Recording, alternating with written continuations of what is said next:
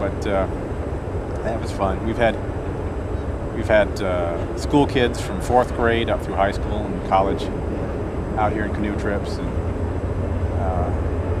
I remember when we had the group of 4th graders out, it was in the spring, and the Canada geese were nesting.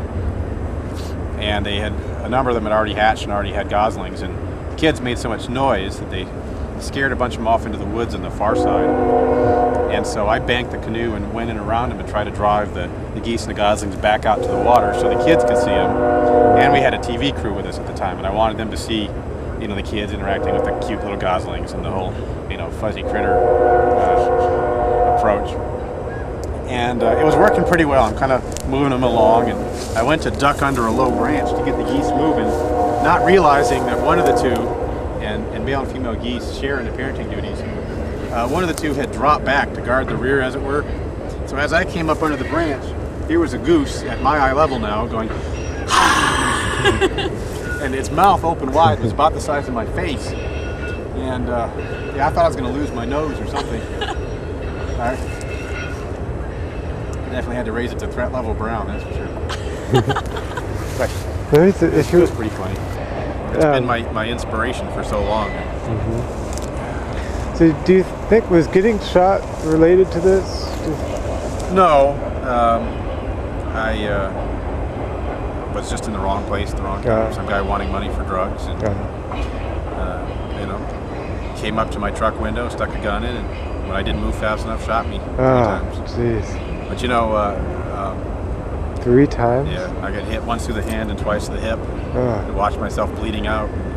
By all rights, I ought to be dead, but I was very fortunate.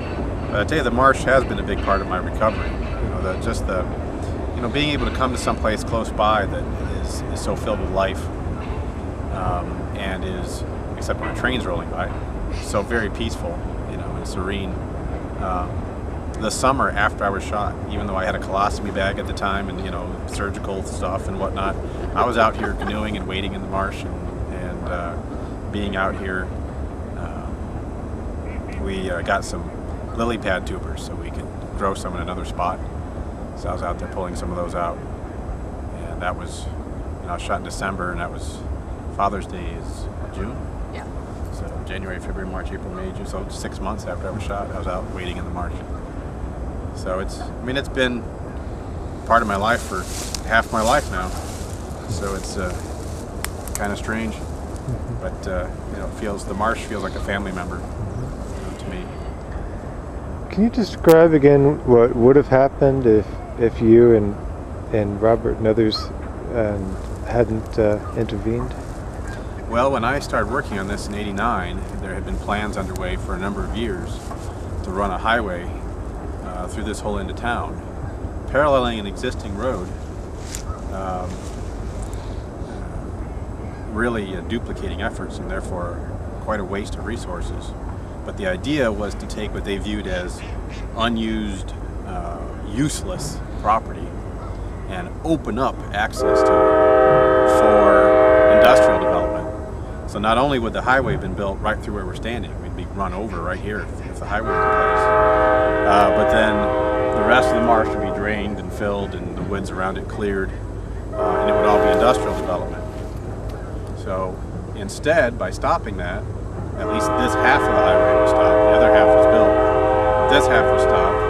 And so we have not only the marsh, but we've had some revitalization start happening around it with a brand new elementary school next to it, a brand new neighborhood across from the marsh. And so the marsh itself has in some ways become sort of the centerpiece for renewal in this area. Whereas the highway at the other end was built and the promised industrial development never happened.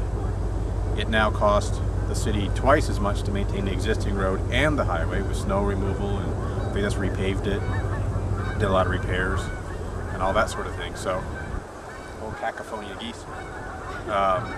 So, you know, we pushed for a number of years to have not only this marsh but the whole corridor preserved as a greenway in the city, and we weren't able to preserve the whole corridor, but certainly this 100 or so acre chunk has been protected, and then downstream from it is an existing city park and a wetland mitigation area, and so they all sort of tie together. And that's part two of why we have the diversity of wildlife that we have, is it is just large enough.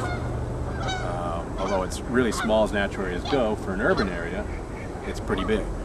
And so it's able to sustain herds of deer and the geese and the ducks and all the other wildlife we get here. We also, for a while, had an eagle nest just off in the trees over here.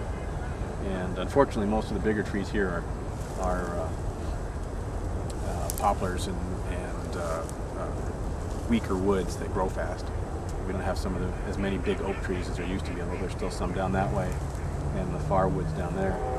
But that was the first time that eagles had been documented nesting in Toledo in 100 and some years, since before the city existed. So it's pretty cool to see them here. And I spent the whole winter of 99 to 2000 out here on the marsh when it was frozen, photographing and videotaping the eagles building their first nest. And then that spring they had their first brood.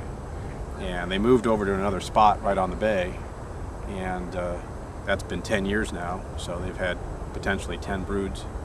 And those eagles are now old enough. In fact, after 4 or 5 years they're mature, so there's potentially 2 generations worth that are old enough now to be breeding and multiplying. So I expect in the near future we'll probably see eagles nesting here again as the population density is increasing here in town. So that's exciting, and hopefully will be something that for the school will be particularly exciting to see eagles back in Toledo and nesting here at the marsh. So that's something that we'll be watching for. Great. And can you describe how this place looked like when you first saw it? When I first saw it, in the first couple of years, any place somebody could get a car to was being dumped on. And so where we're standing now, instead of sloping down, it actually sloped up, and there was a mountain of garbage right here. There were literally thousands of tires, mostly semi-truck tires, and anything you can imagine that someone can fit in a truck to haul out here and dump. And I organized volunteer cleanup after cleanup after cleanup, and we hauled out all the tires, and we met with the property owner at the time, who fancied himself a political career. And I told him that the dumping here was illegal and that we would help him with the cleanup, provided he invested in having some heavy equipment come out and pull out what was piled down here that volunteers couldn't do. And he initially wanted to just bring out more dirt and bury it. And I explained to him that would be illegal landfilling, and that he could go to jail for it. And that really, if he were to work with us, then we could get him a lot of positive press about local businessmen working with local environmental group to improve things. Or I could take the same 100 volunteers and have them picketing outside his office the next day. And he picked to, be the benefactor and help us clean it up. So it got done. And we've had people dump a number of times since. And we've cleaned it up over and over. But now that the school's here, they can't get vehicles back. So the dumping has finally been brought to an end. It took 20 years, but we're there. So now we can clean it up, the last little bit of dumping, once and for all. Keep it that way. And this meadow and emergent woods, none of it was here when I started. This field had been dumped on and driven on so much that it was pretty barren.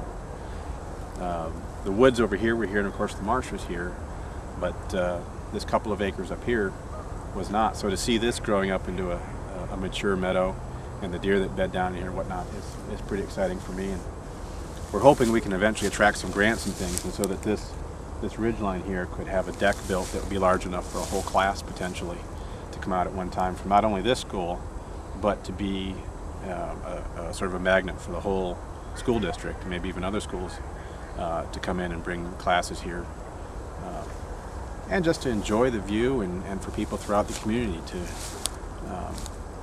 experience what's here, and hopefully it'll touch them and affect them in a way similar to how it has me.